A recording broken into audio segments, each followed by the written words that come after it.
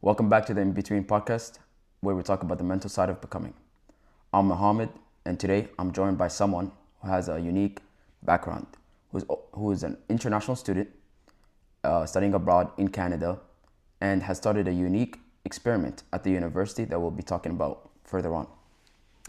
Hi guys, my name is Devender. I'm a third year computer science student at Algoma University and I'm from India. There we go. Simple introduction. Respect that. So let's start from the beginning, yeah?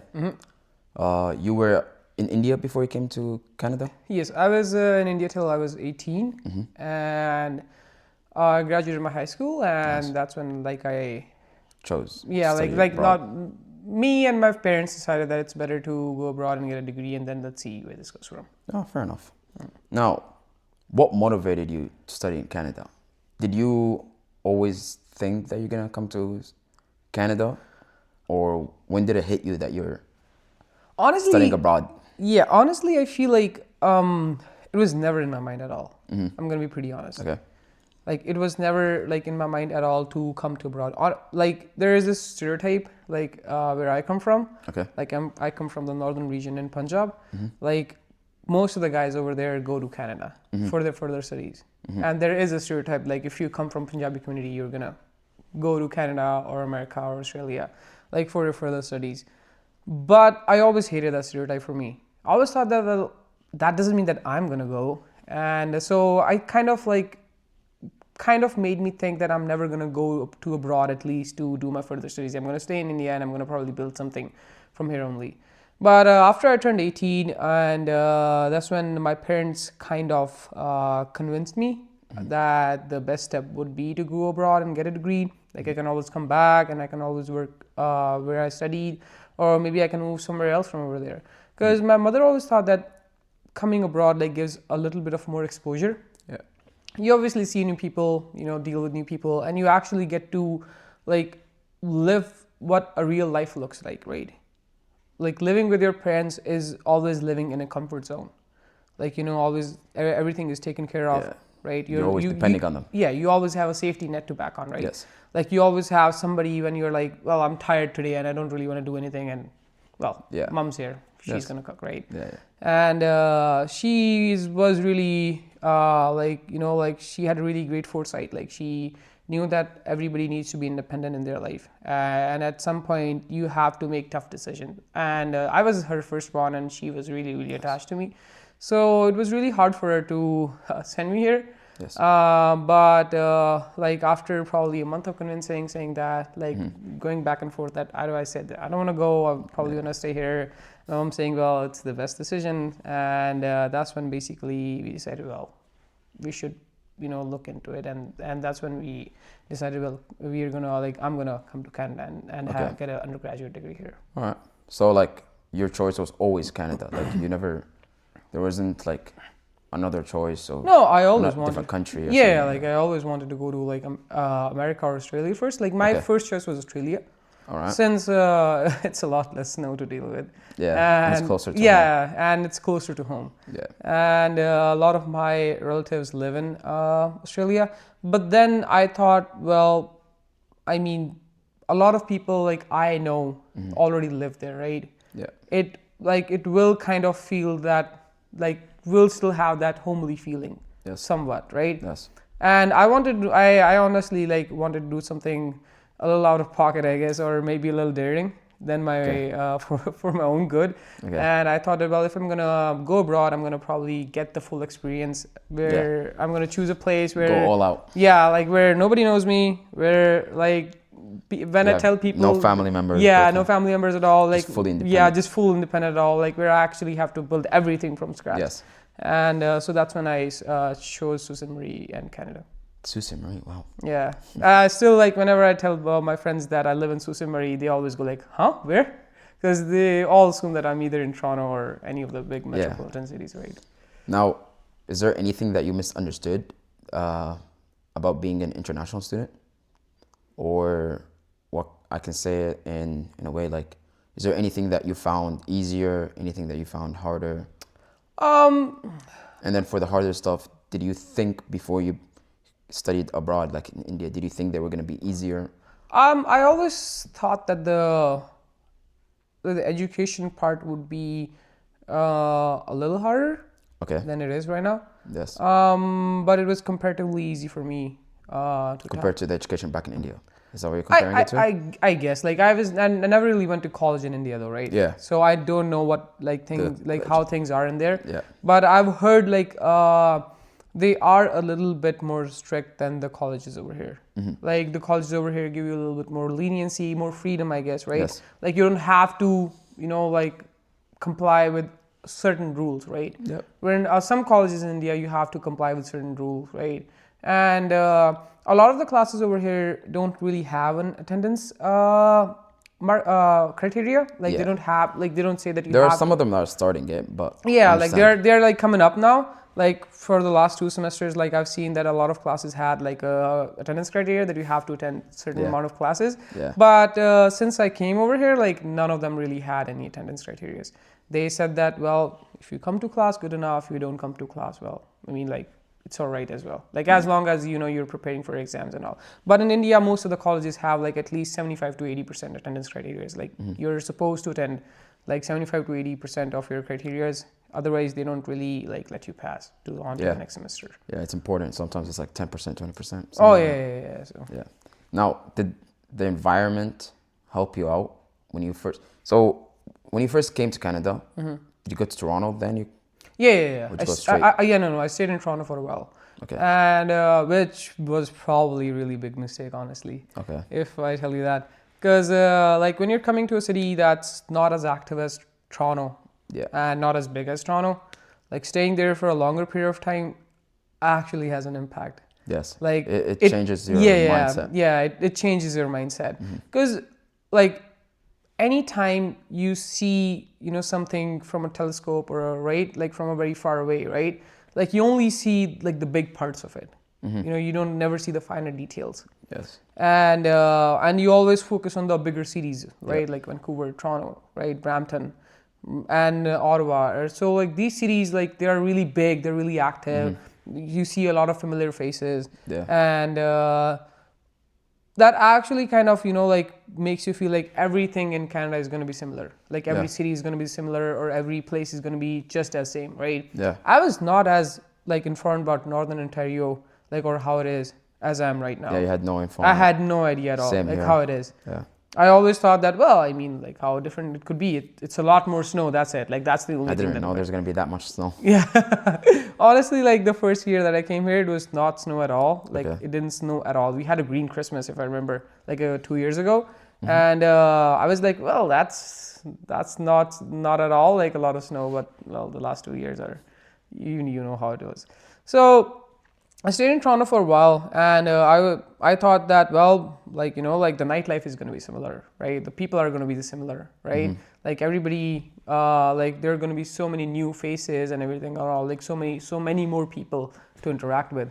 But when I came here, like the illusions shattered like really, really quickly. Yeah, like, it's not, there isn't that many people. Yeah, because there is, it is a big population, like. Where we're in 70,000, 80,000, something like that. I mean, it says 75,000 on the board. That's right outside the city. Okay. But I feel like it's more than 100,000 right now.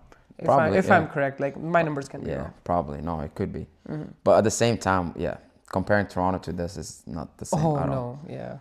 It just feels a lot more secluded, right? Like it just feels like it's not really a part of Canada. Like this city, like sometimes, like because I remember, like it feels very different. Yeah.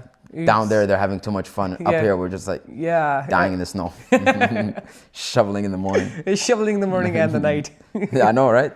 Now, it's just crazy. So before I came to Canada, I used to watch these videos of like international students or like students in general going to school and how like they wake up and like just their day-to-day life. And some other videos were like people that were going to Canada, traveling there. Now, did you ever watch videos like that? And if you did, do you see any similarities to it? Honestly, I never really watched any of the videos. Okay. Not at all. So, yeah, like enough.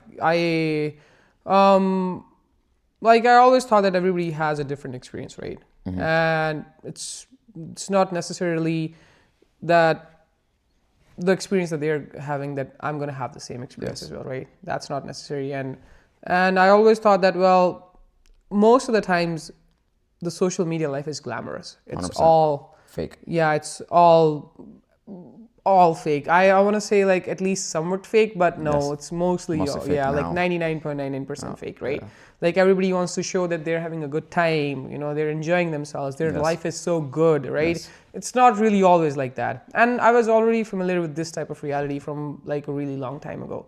Like from very get-go, that I knew that people go over there and they show all the shiny bits, right?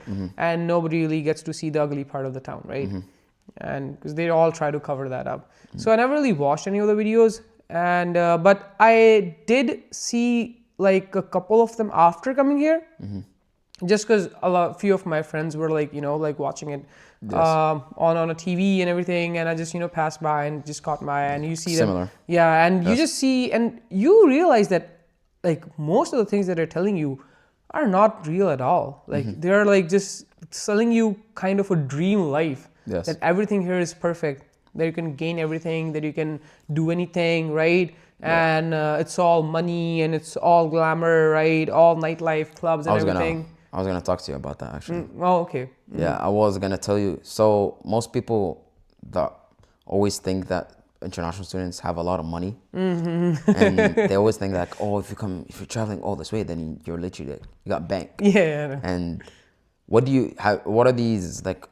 These assumptions, they're not always true. Not Yeah, no. everyone got money on them, right?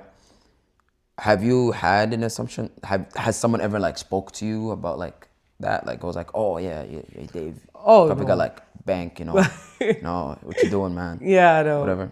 No. It's I had a couple of interactions with a lot of people from here, and they all seem to think that, and like if you're coming to study over here, right, that you're gonna have a lot of money, Easy right? life as well, Yeah, like right? you're gonna have an easy life, right?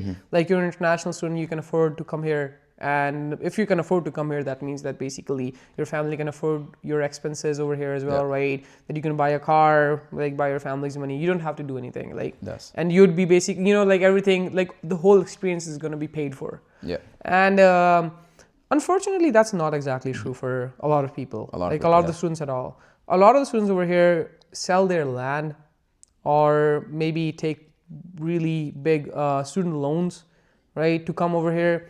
Like Yeah. they basically only get enough money just to get here, right, and maybe some to help out in the fee for the next semesters, Yep. but not a lot of money. Not the full, yeah. Yeah, Some of not them not work. yeah. It's Some of like them they come still here to have to work, and then still have to struggle, and then they still have to like fight for the spot over here, right? Yes, to no, for stay 100%, here to 100%. get to grow.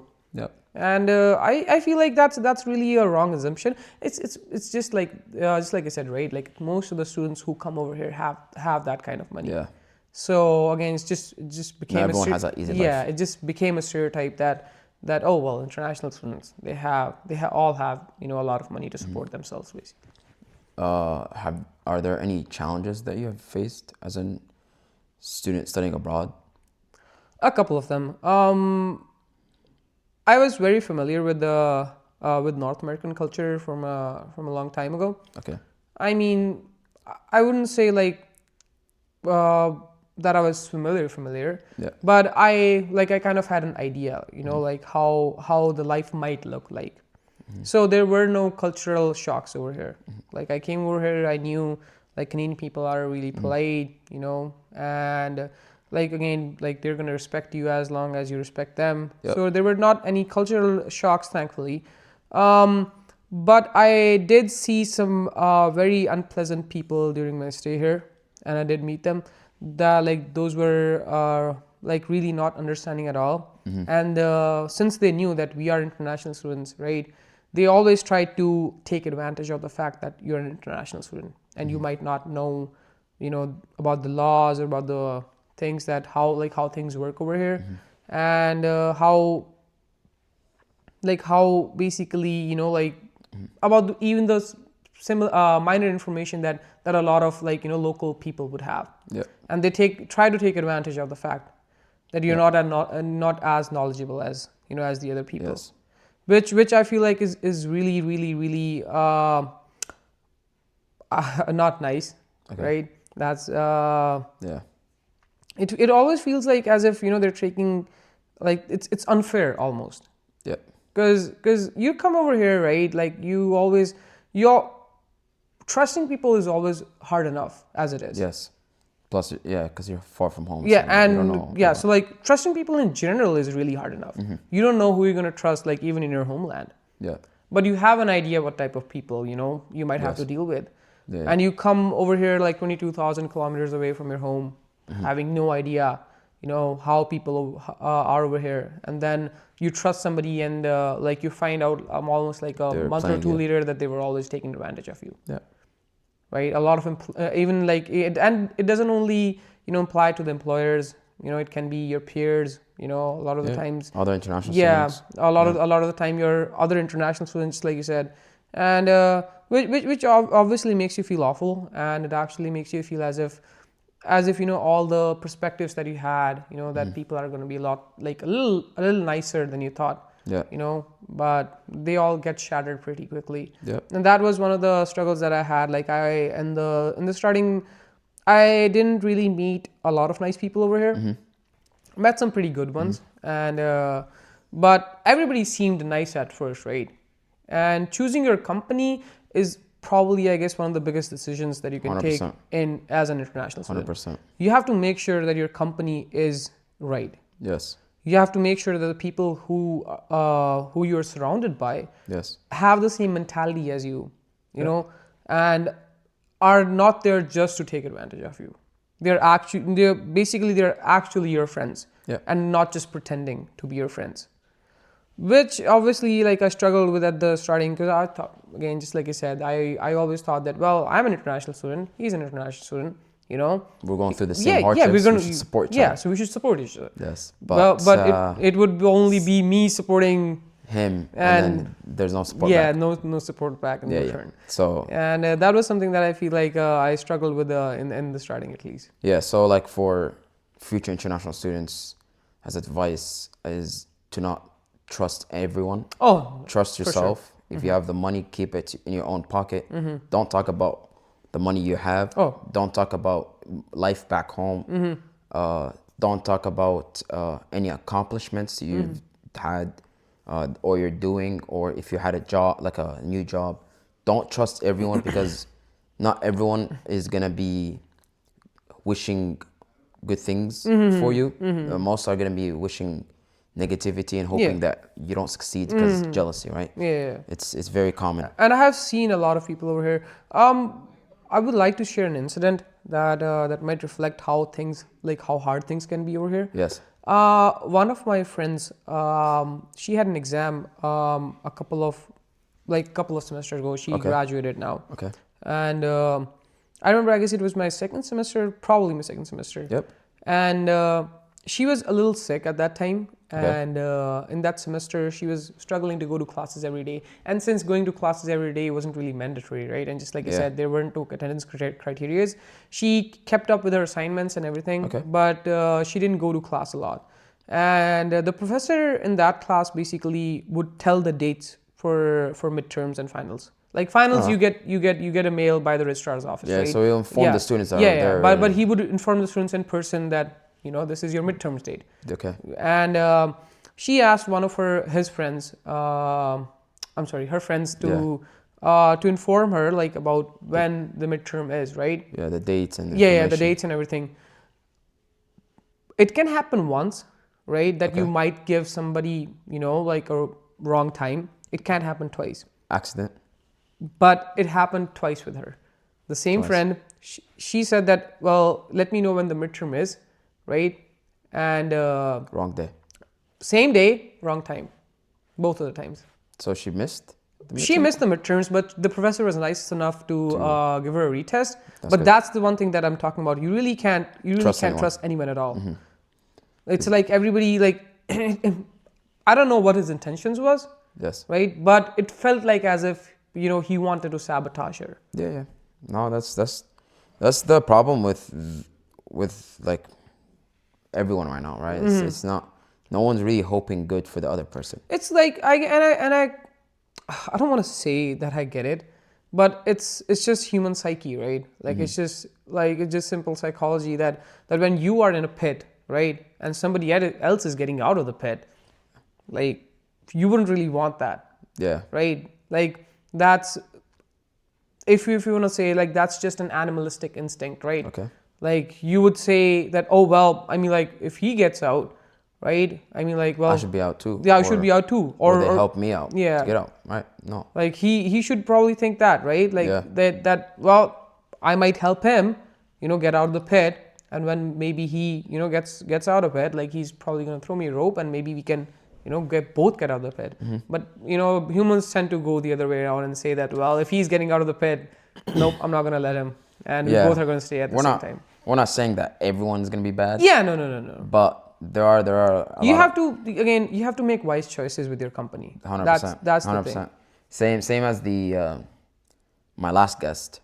They said the same thing about friends. They said always make sure that you're walking with the right people because those people will shape you for who you are. And if you're walking with people that have no motivation, have no passion, and no drive, no drive in life, and they're always very negative, it's best that you cut them off and just go your own way. It's actually, for me, I found out that it's actually better when I'm alone, just thinking about what I want to do with my life, than sitting with some friend that is telling me, hey, like this thing is terrible, doing this is boring, let's change it to this, let's change it to that. It's like, no, like I can't think if you're being negative the whole time. Yeah. Right, so it's really hard. So as especially as an international student where you're far from home, your parents are not with you, nothing is with you, just trust your guts. Don't follow everyone. Not everyone's there to help out. Make sure your money is safe. Money is always security, and just go with your own path. Don't expect that everyone's out there trying to be helpful and kind to you. Now, it looks like as a friend, I see that you've adapted very quickly in the city, which is kind of like, there are some people that adapt very quickly. Some people, they're a bit behind. For someone like you, what made you adapt so quickly, especially with not being near home, your family, away from a place that has the same culture as you, and especially since we live in the Sussex, the cold. How did you adapt in this country as an international? Oh yeah, the cold. I'm gonna be honest, bro. I still haven't adapted to the cold. Fair enough. And it takes time, man. Yeah, it still. I wouldn't say bothers me now. It doesn't bother me anymore. But I'm not gonna say that I'm comfortable with it. Okay. I am still a little uncomfortable with the cold. Like I still don't like shoveling snow, and then the winters are really bad, right? So I really don't like that. But then again, it's work, right? Like you have to do it. It's like otherwise there are no other options, right? If you can get somebody to clean it for you, well, good enough, right? You can pay them, or maybe as a favor, right? Or like you clean their driveway, they clean your driveway, like turn by turn or whatever. Like like whatever, you can find an arrangement. Unless you have something like that, you have to do it by your own, right? So, and being talking about adaptive behavior, I feel like I was always like that. Like I always adapted to things pretty quickly, and that was something I feel like is a little bit of a skill that you have to learn through time. Okay. And I feel like as you grow older, things get a little harder to adapt. Yes. I feel like being younger was something that helped me out because I was still open to new ideas, still open to new cultures, right? And still open to new people, right? And it helped me basically get a really good exposure of the whole city and, what type of people basically live here, right? And what type of people I need to be talking to, right? And need to trust, and what type of people I don't have to trust. So I feel like that's one of the things. Plus, as an international student, right, you come here for studies and exposure, right? Yeah, studies, experience, and exposure. So the exposure part is really important It actually is. A lot of the time, what students do is like, well, they go to school, they go to work, they go back home, right? Getting out is really important. Yes. As important as basically going to school. Yes. Because you have to know what type of area you're living in. Yeah. And what type of, right, like human beings are living around you. Yeah. Right? Going to places with people actually builds chemistry, right? And actually lets you know that, oh, well, I guess the people that I'm hanging out with are really nice. Or it lets you know that, oh, well, the people I'm hanging out with are not exactly nice. And I have to change my company, right? Or I have to cut them off, right? So I feel like, going out, talking to people, getting the exposure that you basically came here for helps you adapt as well over time. Over time, you go start working somewhere, right? You learn new things, right? You meet new people. You learn how they function, right? And how actually major businesses over here function, right? And what people expect from you, right? Once you know that how much and what people expect from you, right? You get a pretty hang of it, like pretty good hang of like, what to do and what not to do basically. So I feel like that's one of the things. And again, just like I said, like being young is actually really, really helpful because at that time you're open to both new ideas, new people, right? As you get older, right, it's just human nature. You get more rigid and you get, it's a little harder for you to adapt at that point, I guess. Yeah, so like even though we said don't trust people, that still doesn't mean you shouldn't go outside and like hang out. Again, this is what I mean, right? Still like, make connections. You can still go many of them out are gonna be good. and not trust people at the same time. Yeah, no, 100%. For your own personal life, Yeah, like I can be. Don't be open. To these people. Like don't be still, like telling everyone your business. Yeah, but still just like, make sure that you're still interacting with people. Yeah, no, 100%. Because as an international student, you would need help. Yeah. And friends are the biggest help that you can get over here. Yeah. Other than your family. Yeah. Because what are you going to do when basically your car breaks down at 2 a.m., right? And you don't have a spare tire. And you have no connections. Yeah, and you have no connections at all. You're basically stranded, on an empty road, like just thinking, well, I don't know what to do here. Yeah.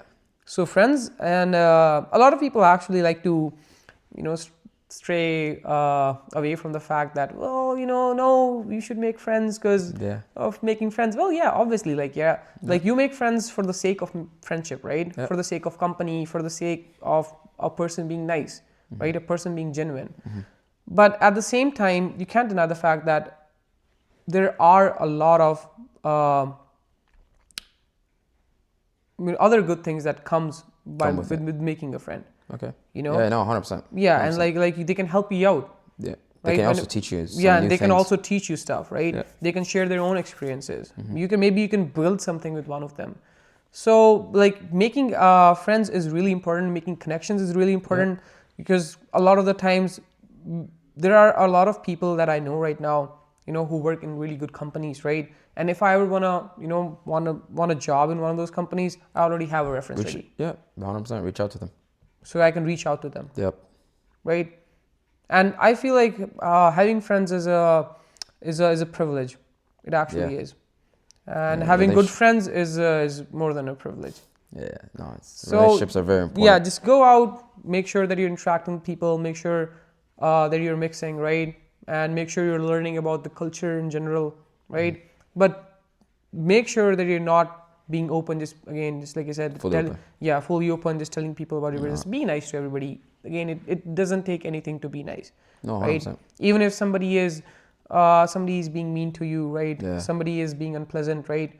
I mean, it's gonna take more energy to be unpleasant, to them than to just walk away. Yeah. So like if you're not feeling the energy, if you're not feeling somebody that he or she is actually not a good human being, just walk away, right? Just try again. Yeah, no, 100% enough. Now let's move to something that is it's kind of like a hot topic in Canada for international students, especially Indian international students. All right. Now, what stereotypes have you noticed around Indian international students and like other people from different countries, right? I'm not trying to like separate them. Just saying like, as an Indian, you would know more about the Indian side. Yeah, about my own community. Yeah, Yeah. and what do you see in other communities? Mm-hmm. And let's focus on Indian international students, and non-international students, domestics. Mm-hmm. Right. The first thing that I would like to address is that there has been going on a hate wave for Indian international students. Yes. And it's been so long since my Instagram feed or any social media feed has been filled with a lot of videos with hate comments, you know. Okay. And like hate against you?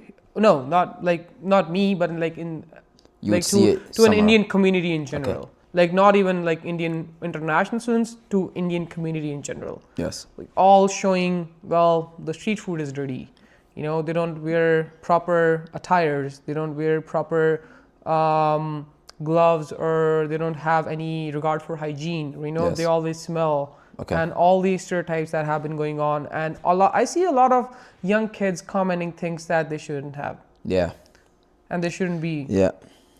And they didn't, again, just like you said, they didn't had to, you know, comment any of that, but they still chose to, because like there has been going on a hate wave towards Indian community. Mm-hmm.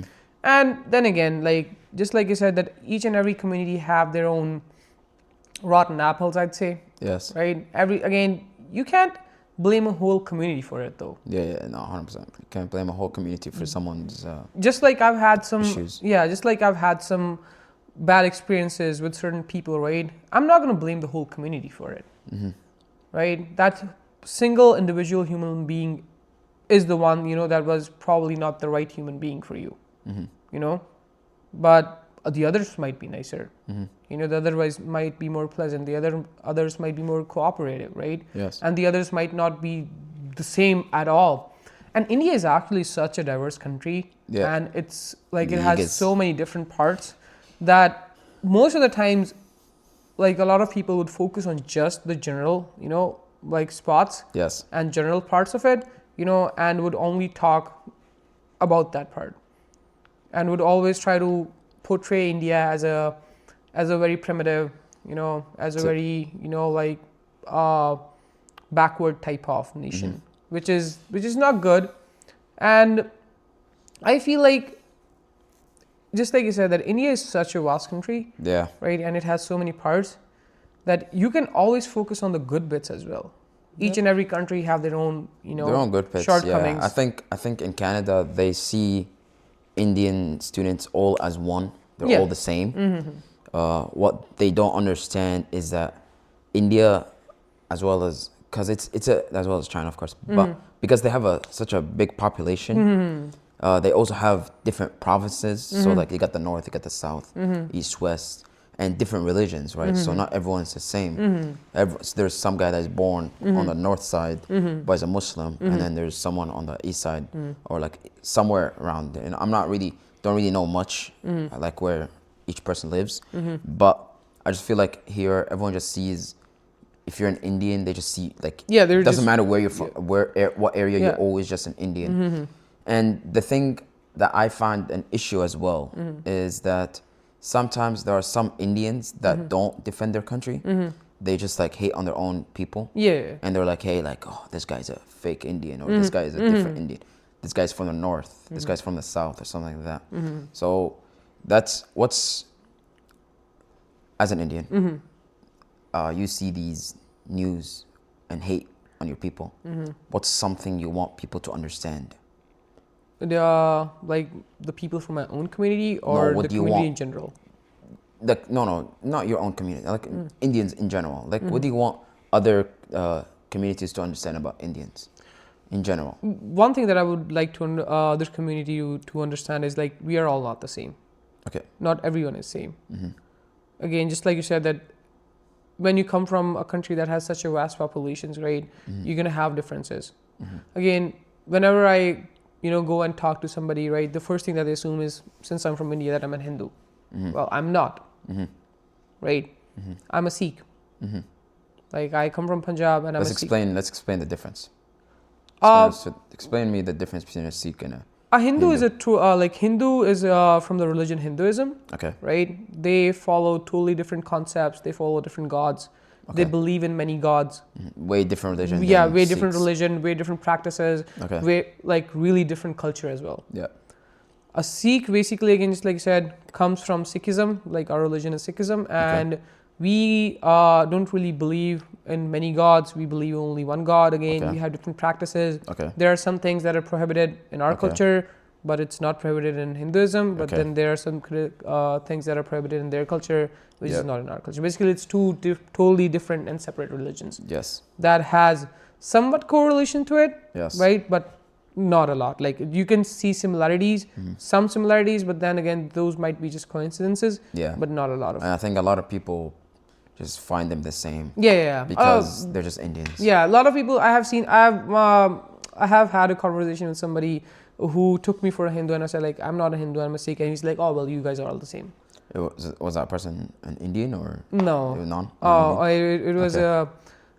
unfortunately, it was somebody from the white community, Okay. which was again, just like you said, which is not really nice. Yeah, no, like those have to like, of course, Indians. There's a big population of international students are Indians in Canada, so they're the ones who affect the community, like the economy more. Like they help out the economy more than the other people. Oh yeah. And a lot of people hate on them because they say, oh, there's so many of them. They're doing this, they're doing that. They're taking everyone's jobs. But people do have to understand that if you got someone coming straight back from their country to your country, studying the same thing as you, and taking your job, I don't think so. The issue is on the Indian. Oh no, it's just not on you. not at all. It's not. It's just on you. Like if this person is taking your job has nothing to do with race. It's just the experience. When you apply for a resume, they don't ask you what country you're from. They say, what's your experience, right? Sorry, when you apply for a job with a resume, they say, like they ask about your skills and experience. They don't ask about what city you're from. Yeah. Right? So and one thing, why do a lot of Indians come to Canada? Is there like, do they tell you guys something in India? No. It's just What is it's just one of those things that a lot of Indians actually made a really great life after coming to Canada. Okay. A lot Fair of them. enough. And some of them are from my family as well. Yep. A lot of people who came to Canada back in the 90s or even in 2000s and now are doing really great for themselves. Yeah. And basically made a really great life for themselves where they're comfortable now. They don't have to worry about money. They don't have to worry about a lot of other things, right? They're successful basically. That's one of the reasons that a lot of Indians actually choose Canada because again, Canada has been one of those places where you can go and succeed and it has been shown over and over again. It helps out everyone. Yeah, it helps Doesn't basically. matter where you're from. Yeah, it always helps out everyone. If you follow the laws of the country, yeah. you don't play around with the laws or you don't mess about with the papers, then you should be fine. Yeah. Like people keep saying, "Oh, go back to your country, go back to your country." You're saying that to the wrong people. If I'm here, or if I was an Indian and I'm here and all my papers, I sign them, like I do all my government papers. I'm up to date with all my government papers. I am not breaking the law. I'm not creating any harm to your country. Oh, yeah. I am helping out in the economy. Oh yeah, I'm only helping out because I'm paying my tuition. Yep. I'm working. I'm paying taxes. Yep. Right. I buy things from here, groceries and everything. I pay taxes and everything. You're helping out the Yeah, economy. that's only helping out the community and the economy, right? Yeah. Because most of the money that goes to the taxes always, gets pumped back into the community anyway. No, So 100%. you're only making sure that, like you're helping out in general. Yeah. And that's one of the things, just like you said, that a lot of people don't really understand. They always think that, well, they're coming over here, taking our jobs and everything and all. You're blaming somebody who came from like their homeland over here, to study and to work, to make a future for themselves, to have a better life. Okay. Right? Because they might not have the same type of opportunities back home as they have over here. And rather than blaming the capitalistic, MNCs, or the corporations, that hire these type, that hire people, that hire these international students. MNCs? Multinational companies. What was it? Multinational companies. What is that? Like company that that have like their branches all over the world. Okay. So okay, like my bad. you're rather Legitimate, you're legitimate. blaming somebody who works over there rather than somebody who's hiring them. Yeah, yeah. I mean, like, it doesn't really, because again, a lot of one- most of the capitalistic MNCs are like they only want to gain a profit. They don't care who they hire. Right? Yeah, no, 100%. If you have the skills and experience for that position, Yeah, you're taking it. and then Doesn't matter where you're from. Yeah, they only make sure that they can get as much as they can from their worker, right? Yeah. They're not gonna care like, oh well, like what race you are or where you come from. As long as you're doing good work, as long as you're doing something that that helps their company grow, they're not gonna say anything to you. But sadly, there are some communities in Canada, like cities-wise, that only accept Canadians and only go for their own people. Like, if you're white or just someone with a Canadian passport over someone that's international student or on a work permit. I don't know the reason for that, but I see it sometimes, and it's kind of like, all right, we can't really do nothing about it, right? Yeah, it's not our country. Then again, right? Like I have never seen anybody complaining about that. Like I've never seen anybody complaining about, well, this company only hires Canadians, Yeah. or this company only hires certain people from certain demographics, right? Yeah. Well, they might try, they are favoring certain people over others, right? Nobody says a thing over that. But when a company hires an Indian or an immigrant student, right, there's always this comment passed around that, oh, like, well, like this guy took our job. Yeah. I mean, when it was available for everybody. Yeah. Just because, like, and I feel a lot of people actually think about EDI as well, right? Equity, diversity, and right, and like a lot of people actually think that most of the international students or international immigrants actually get hired because of it, right? But then again, like, not all companies hire on EDI. Like, not all of them. Yeah. Some of them actually do to help the community out, because they know that a lot of refugees come here. Yeah. They know a lot of people, who don't have as much of experience Or as everybody else, resources, right? yeah. Or as much of resources as everybody else. So they try to help them out, and they make sure that they get hired, Yeah. right? And then they make sure that they actually can have a job. Okay. But not everybody gets hired because of it, Yes. right? 100%. Most of the students get hired because of their own ability. Yeah. Because they've shown that they are actually capable of keeping the job, and not only keeping it, but excelling at it. And just like you said, but when a lot of people like see that, oh, certain companies only hire like, people in certain demographics, right? Yeah. I have never really complained about it. It's their choice. It's the company's choice, right? Yeah. Who they hire, who they don't. I'm not going to say that, well, like, like this company is only hiring this or this amount of people. Yeah. As long as I have the equal amount of opportunities. As everyone else. Yeah, like as everyone else. Okay. Now that we spoke about the life of an international student, there is one thing that I said at the introduction, and it was about a project that you started. And when I first met you, you introduced me to this project that you've started in the university on your own. No one telling you, there wasn't. There was a purpose, but it wasn't like a graded assignment or something. Yeah, no. It was just like something you Just did. out of my own goodwill, yeah. Yes. Now, explain to the people watching what the project is. All right. I'll let you explain everything, and then we'll talk more about it. Sure. So you guys might have seen a fishbowl around the cafeteria. For Algoma University students. Yes, for Algoma University students. Sorry for not explaining that. So basically, I keep a fishbowl with a cushion pasted on top of it every day in the cafeteria. Or any different places as I can. Shout out to Megan actually for giving me a lot of the fish bowls so that I can actually expand it. The idea, because she really liked it so much.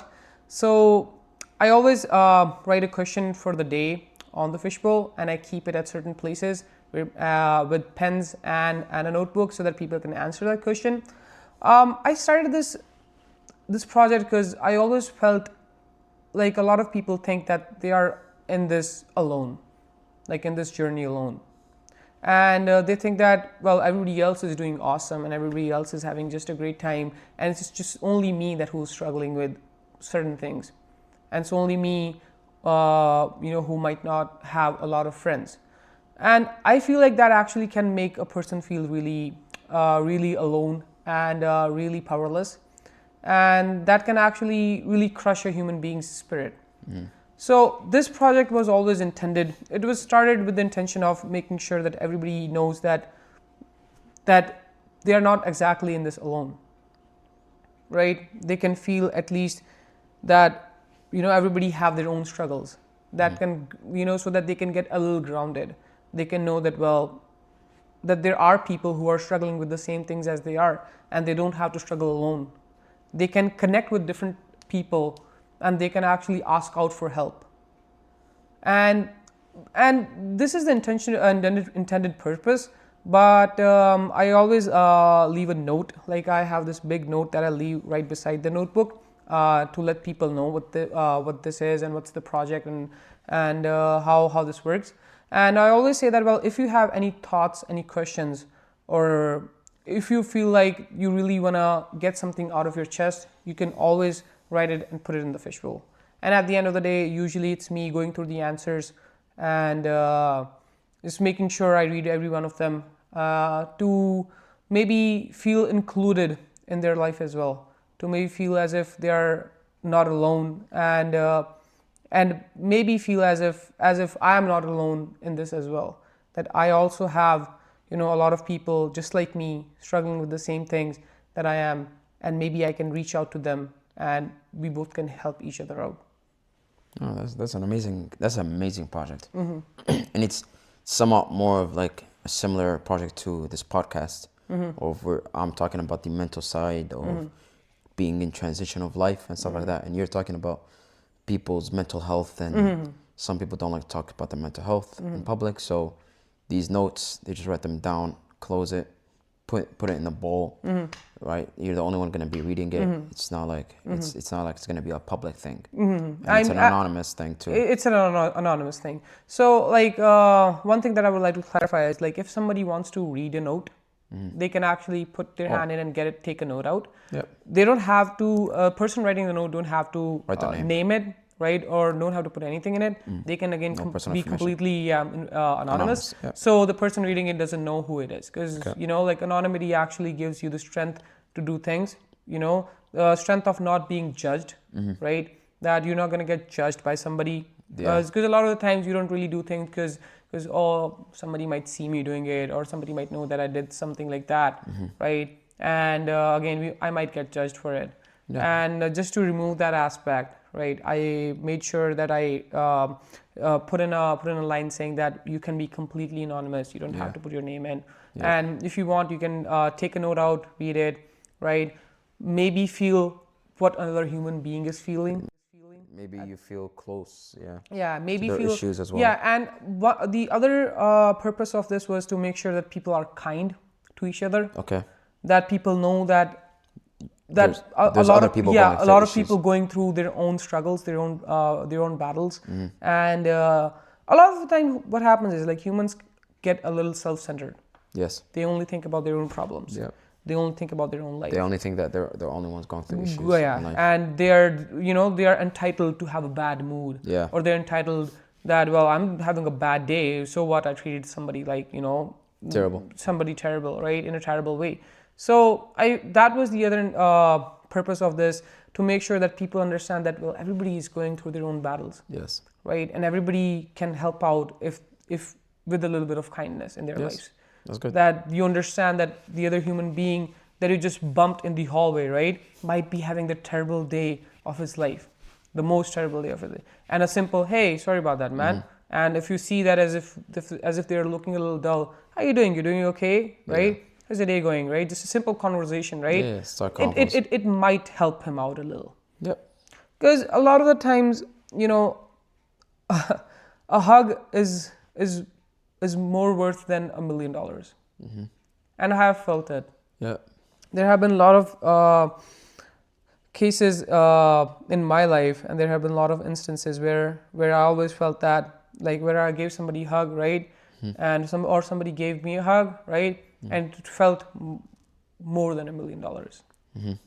So that was the other purpose of it, to make sure that people understand each other a little better, right?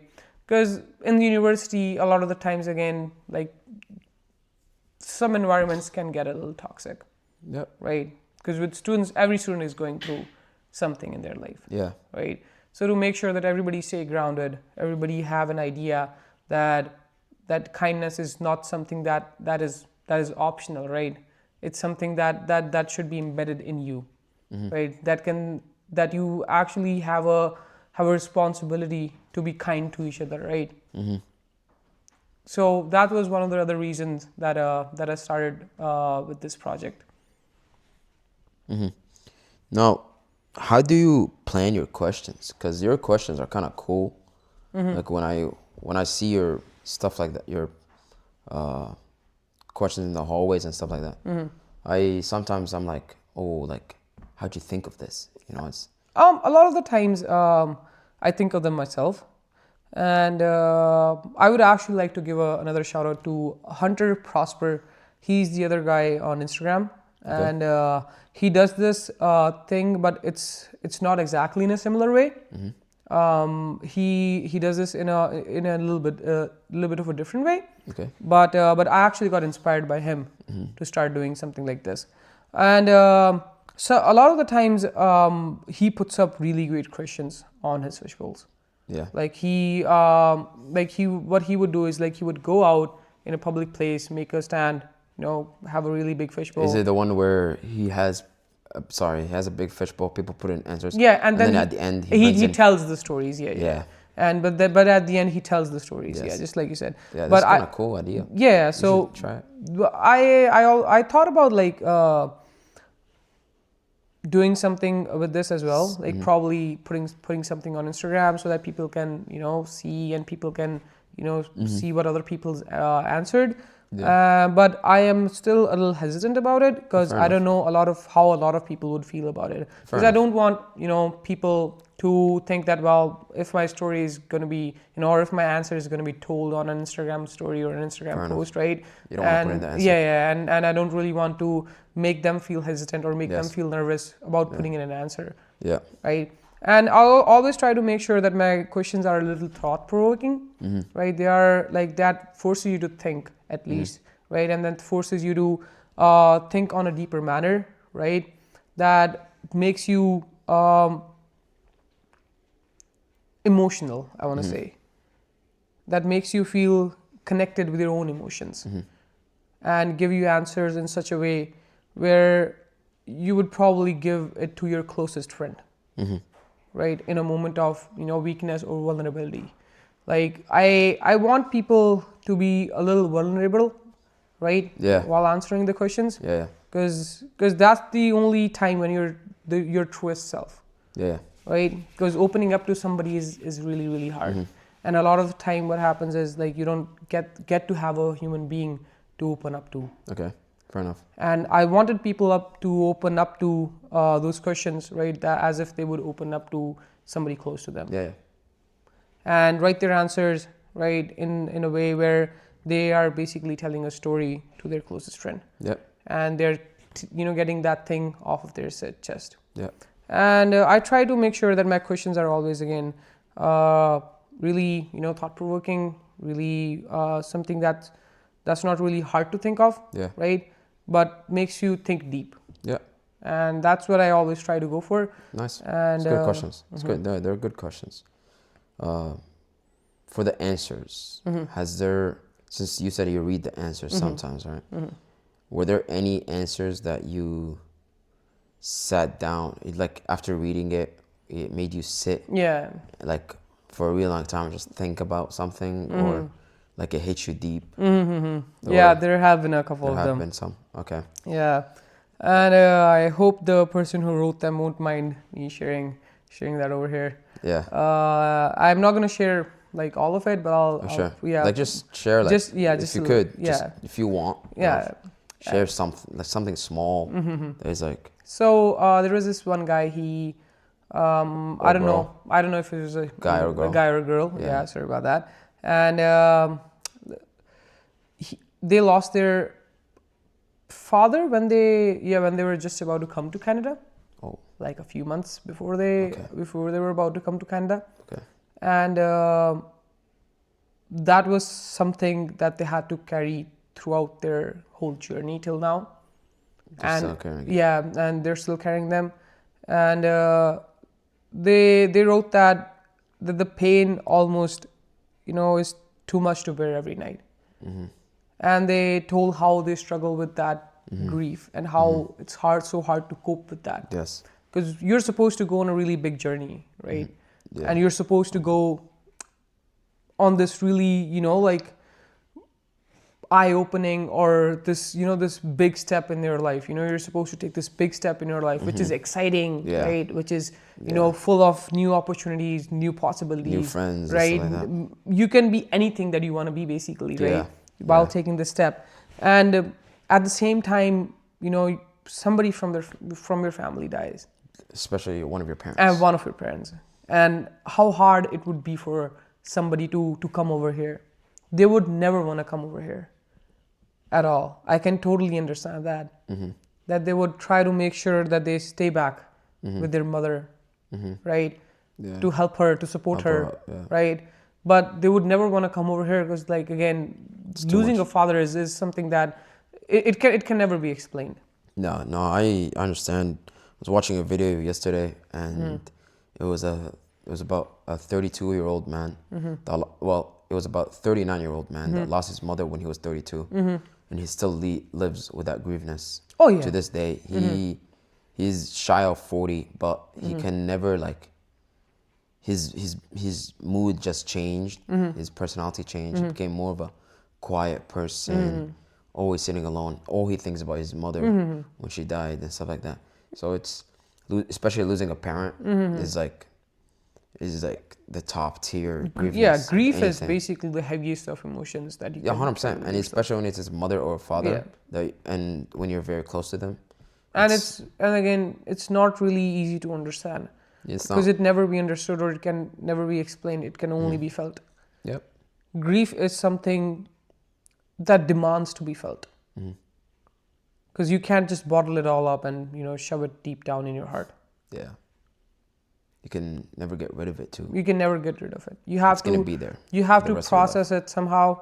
It might take you a long time to process it, but you have to process it. For the health of your, for yourself and for your own health and your people near you. But again, you can't really, expect them to process it as quickly as you would, right? Yeah. Like, you can't really expect that at all. Yeah, no, 100%. And even after like many, many years. Yeah, that's the hard part of being also an international student studying abroad is when you get a phone call from someone back home saying, "Hey, this person died," and you came and travel back. Oh yeah, you came in. I'm sorry, I'm gonna get a little emotional later. You're good, mate. You're good. I have lost 2 of my grandmothers while being here. Yeah, sorry for your loss, mate. Sorry. And it's been almost a year since I've lost them. Okay. One of them a year and the other one 2 years.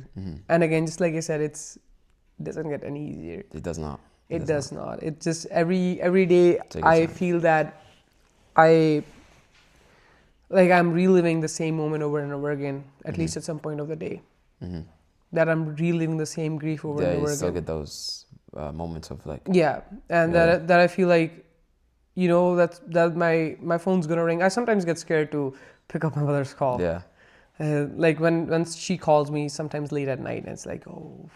Yeah, like I know. Is everything okay back home? Yeah, it's yeah. And it's just something that, again, just like you said, that I can relate to a little bit, but you can't really explain it. You have to feel it to know it. That's it. Yeah. No, grief is scary. For me, I see it as something scary, especially with my parents.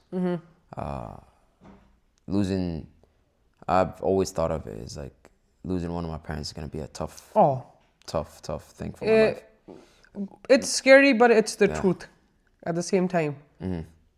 It's something that that you have to accept with an open arms, man. And as a man, losing a father just how can I say it? Losing a father puts a lot of responsibilities for you. You become the man of the house, so you have to like, step it up. Yeah, take care of everything. You can't play around no more. Oh no, there's no more playing around. Oh no. And you can't. Yeah, so it's especially for some like that person. Again, sorry for that. If I remember correctly, I can't remember the guy who said it, but he said that a man has two lives. Oh yes. Right. Yes. One begins right when he's born, and the other begins when his father dies. Yes. Yes.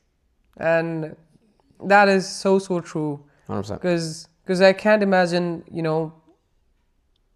like me not talking to my father every day.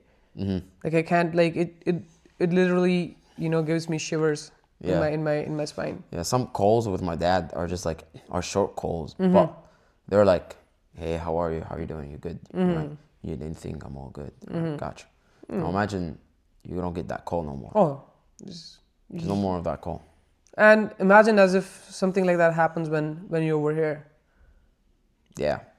And you can't travel back home. You can't travel back home because like by the time you get back home, like he would already be buried or cremated, right? Yeah. It'll already be done for. Yeah. You won't be able to say goodbye to them, or you won't be able to be by their side on like during their last moments. Yeah, so that's one of the hard parts as well as someone that is living abroad. And I don't really want to, like, I never wanted anybody to go through this alone. Like you always need to have somebody with you. Yeah. You're supposed to have somebody with you when you're especially going through with like this from someone. And I learned one thing. I learned one thing is if you have a friend that is going through something, mentally, emotionally, if they lost someone, if they ended their relationship with the person they loved, or something very big happened in their life that has affected them a lot.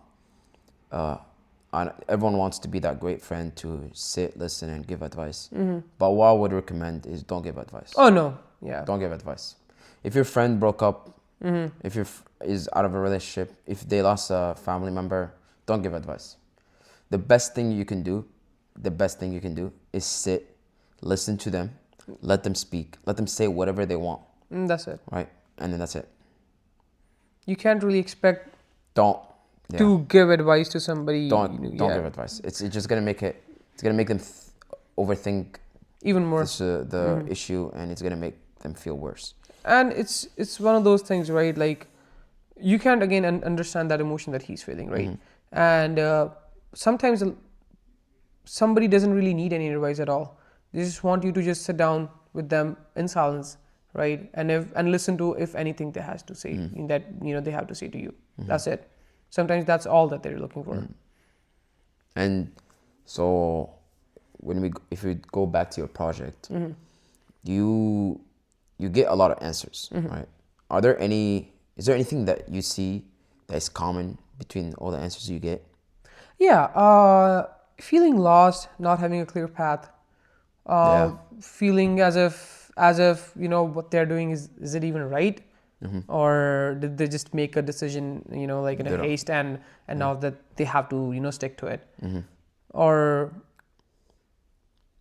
if, what they're doing will actually be worth something in the near future. And one of the other common themes is like being, the feeling of loneliness, being alone, that they never feel, in place. One thing that I really would like to talk about is like a struggle that nobody really picks up on of international students is when you come here, when you're at a really young age, you kind of get misplaced because now you're not in your own country. Yeah. You were there for 18 years. 12 of those years where you didn't have any idea what was going on around you. You were just going to school, going back home, go to play, come back, do your homework. That's it. 12 or 13 of those years, right? you basically, start to have some sort of You had an recollection. easy life back home. Yeah. You had some sort of recollection at 13, Yeah. right? Like how things or like how your culture affects you, right? Yes. Like it starts affecting you the moment you're born, right? But you see it at 13, basically when you enter into puberty. So you basically live there from 13 to 18, 5 years, and now you're in a totally different country with a totally different culture, right? And now basically you're too Canadian for your home, and you're too homely for Canada. Yeah. You're in this space Stuck. that's in between, right? The in between podcast, And you have to, and you don't know where exactly you are. What's your place in this? Yes. In all of this chaos, right? Yeah. Like where exactly you are. No, 100%. That's literally the reason this podcast has been created, is because many of us are stuck in between our lives, where we don't know what we want to do with our lives. We don't know transitions. We don't know where we're gonna be in the future. As an international student, was there a time? It happens a lot, I understand, where you felt like you were stuck and you didn't know what to do. It almost happens every month. Man. Yeah. Now, give me one big one, like one very important one that you, if you don't want, it's fine. Yeah, no, I understand, but we're not gonna go too personal. But it's just like a struggle that you've had, that you felt like you were stuck in between, and how did you get out of it to help out people that are current students or to be students? I always thought that that one point in my life, like I was at a really, really, really dark spot. Okay. And like I never really want to go back there again ever. Fair right? enough. And it was, I guess, almost after my third semester. Okay. Almost, yeah. And I had a really nasty breakup, and I lost my job. I didn't have any job, and my savings were depleting like water. It's just like money was just going out, nothing was coming in, and you had rent, you had groceries, right? Yes. And at one point, I guess I just gave up. I'm gonna be honest. I just gave up, and I thought that, well, I guess I wasn't really cut out to do everything on my own. And I'm being for real, man. Here, my friends helped me out so much. You have to have the right friends. Again, just like I said, that's when right? Like when you're actually in need, and that like when you're actually rock bottom, right, in your life, that which friends are the real ones, right? That are gonna help you out, right, when you need it, that are basically going to be a friend. And they helped me out so much. They lent me money to pay my rent. At that time I didn't have a car. They did. So they would come to my house, pick me up, help me distribute resumes, right? Help me apply to any of the jobs that were available. They even gave me references for the job that they were doing to their managers, that hey, this is the guy, he really wants to work. He's a really, he's a really great guy, and it would be awesome if he works here. And they basically, helped me get a job, pay my rent, and even at one point they even lent me to, to buy my own groceries. And I have no shame in saying that, because everybody have their point of vulnerability, and everybody have their point of weaknesses and their low points in their life. It's not really talked about a lot, which I feel like is a shame. Yeah. Because I feel like those are the times when when you get a chance to be human. It might not resonate with a lot of people about what I mean, but if you get it, you get it. I guess that those are the only times when you get a chance to be human, right? Or see who actually really are human beings. Yeah, those are the times where you actually there's some lessons learned that stick with you for your whole life. For your whole life. And it's just that you can't really expect that you are somebody who can take everything on your back and need no help and do everything on your own. That's the point when you learn that, okay, it's like it's all right to ask for somebody help, right? Yes. And there's this one quote that I read. It said that sometimes, a phone call feels heavier than a gun. Like picking up the phone and calling somebody and saying that, bro, like I need some help. It feels heavier than picking up a gun. And a lot of the time, that's how a lot of people end up taking their life. Yeah. No, suicide and mental health. Got a little heavy there, right? No, it's good. It's good. Suicide and mental health is like very important. Your mental health and how you react towards it could teach you something in your life. It's a make or break thing, right? Yeah. So you having the right people by your side that will listen to you when you're down, and that will help you out and improve you as a human being is very important. You should always respect those people. Now, we all go through mental health problems in our lives, and we have no family members near us, and it's really hard picking up a phone call and telling your mother or your father, hey, I'm going through this, right? Some they won't understand. They won't understand, and you feel like you're stuck. You got no one around you. You got no one to help you. You got no way out. And I've had some issues when I was an international student, like when I was studying, where I felt like, hey, it's like my worst year. It's like 2024 has been my worst year, and I just felt like it's like everything's piling up on me, and like I got no job. I'm not gonna finish school. I'm not making money. I don't want to ask my dad for money because like I'm a man. Like I feel like I'm old enough where I have to start making my own money. But over time, if you have the right people around you, the right people to help you out in life, there's many guys that I have in my mind that have helped me out in life, and I thank them and I appreciate them, of course. But just make sure you have the right people around you, and if you feel like you're stuck, just take 5 deep breaths, speak to someone, and try to find a way out. And there always is a way out, right? There is. And there is. sometimes you just gotta try harder. Yeah, I feel like a lot of times people take this quote like a little bit too cliche, that where there's a will, there is a way. Well, it actually is true. A lot of the times it actually ends up, being so true. And it's all right to ask for help, right? And the one thing that sometimes people, misunderstand about this quote is like that the will can only be yours, right? Like that means that you have to do that on your own. No, that means that use whatever resources necessary to get out of it, or whatever people that you need to talk to get out of it.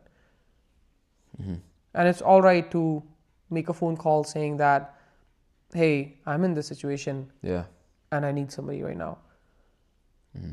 What are 3 advices you would give to someone that feels stuck in between their life? One of them would be journaling. Journaling is something that I feel like is really important. It helps you regulate your emotions. It helps you think a little bit more clearly. It helps you make sure that you are, you're not holding on to something by yourself. If you can't talk to somebody, right, journaling is, I feel like, one of the best things. And even if you can't talk to somebody, journaling is still one of the, best things that you can do to make sure that you regulate your own emotions.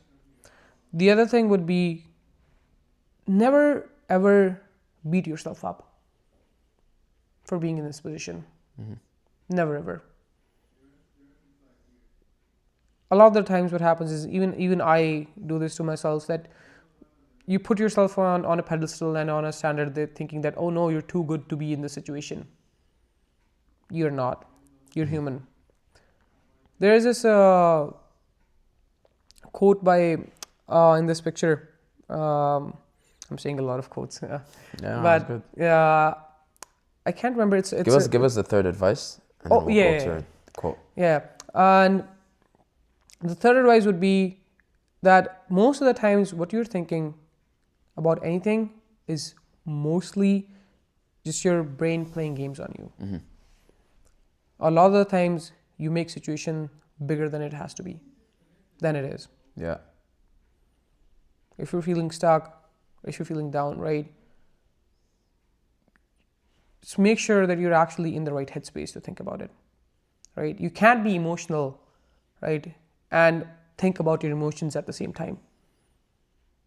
You have to make sure that you're in the right headspace. Mm-hmm. You have to make sure that it's just not your brain playing tricks on you. That it's just not like, it's maybe if it is actually, like as big of a deal as you think you're making it. Mm-hmm. Just keep calm, right? Mm-hmm. That helps you keep calm. Mm-hmm. And that thing, like again, that self-checking thing, always make sure that, you are calm and collected. Okay. So That's good. That's good Mm-hmm. advice. Mm-hmm. So let's just do an overview on those three advices. What were they? First of them is journaling. Journaling. Second of them is like never beat yourself up. Keep your head high. And third advice is keep yourself in check. Mm-hmm. Make sure that you're in the right headspace all the time. Nice. Now, we had a great conversation. I have one final question to you. Mm-hmm. Right. And it's an important question to this podcast. Mm-hmm. What's the most valuable life lesson you have ever learned? You can give me one, you can give me 2 points, or you can give me 3. It's a good question. It is actually. It's a good question. It actually is. And this question you can, in the next 5 or 10 years, you might give me a different answer. Mm-hmm. But for now, what is the most valuable lesson you ever learned in your life? Lessons. I feel like, I guess 2 of them. One of them actually, again, is a quote from Carl Sagan. Mm-hmm. That we are all made up of star stuff, and we are just cosmos experiencing itself. Because we all know that all the elements that comes from it's all stardust. That's how it all started. Mm-hmm. Right? And it actually helps you feel more grounded, and actually helps you feel that you're not as big as you think you are. It actually helps you, keep your feet on the ground. And maybe your problems might not be as big as you think as they are. Like cosmos, again, just like I said, like the whole earth is so big, and there are so many things to see, to watch, to experience, right? That you're basically really a speck of a dust compared Mm-hmm. to it. So make sure that you always, always stay humble. My father always used to say this, that, like the humbler you are, the more you'll understand life. Because arrogancy, ignorance, it actually makes you walk with your head so up high, looking at the sky, that you don't even see what's down below. Mm-hmm. And you don't see the finer details in life. Mm-hmm. So one of them would be this. And the second one would be, your life expands or shrinks to the proportion of your strength. Of your courage, I'm sorry. Courage. It's by a, I can't remember, it's by a French diarist. The quote. We'll just skip him. Yeah. So, but that quote actually resonates with me so much, that you have to be courageous in life, no matter what happens. You have to be. Mm-hmm. Because, again, like your life will shrink or expand to the proportion, of your own courage. Yeah. If you're courageous enough, anything is possible, right? Mm-hmm. But if you're not, well, then things that you might have, that you have in your life right now, you'll always be scared of even losing them, Mm-hmm. and you might even lose them someday as well. Yeah. And you have to be courageous to again, you don't have to be courageous to try new things, right? Or even with anything else. You have to be courageous to experience life itself, to accept defeats, right? To still keep your head high when you fall down, right? To pat yourself on the back when you tried your best and still couldn't get it done. Yeah. It's all part of the human experience, right? Yeah. And it's all part of life. Again, life is not exactly coming at you, it's coming through you, right? Yeah. Just choose your path. So these are the 2 life lessons I feel like I learned, that you have to be humble, you have to be kind, right? And Beautiful lessons. You have to be courageous in order to, experience anything in life as life intends it. It's good. I like those lessons. It's a good talk. Yeah, thank you so much, A man. very strong talk. And we got to know you more and on a deeper level, and the interesting project that you have.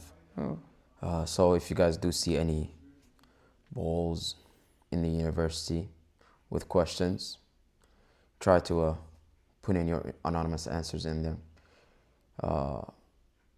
Don't feel like you're alone. If you're an international student, if you're going through some hate from anyone else, just ignore it, let it go, and just go your way. And just be you, right? You're here to study, you're here to create a career for yourself, and you're here to create a path to help yourself out and maybe help out if you have younger siblings, or give back to your parents to thank them for what they have given to you. Great talk, Devender. Again, thank you so much. Thank you for coming, man. Appreciate you, brother. It's always nice to share your part of the story, and 100%. And you don't get to do a lot of this. 100%. And I really appreciate what you're doing again. No, man. Thank you, man. Again, it's these in between spaces that we really need to talk about. Yes. Because again, we always get lost in this big shiny lights of life that we forget about. 100%. And I hope again you do great. I hope you do too, man. Thank you, brother. Again, just like you said, like if you're actually experiencing something and you're feeling as if you're alone in all of this journey, right? You can always reach out to him. Me, or reach out to him, or reach out to anyone that you feel like that you trust, or feel like you're close to. And you can, again, everything is always solvable, right? If you have the right people around. Yeah. All right, everyone. Thank you so much for watching the In Between podcast, episode 2. I'll catch you guys again in episode 3. Please don't forget to subscribe, like, and turn on the notification bell. And also don't forget to follow the Instagram account. Thank you very much. I will keep his details in the video information and as well on the Instagram. And thank you, Devender, for coming. And goodbye, everyone.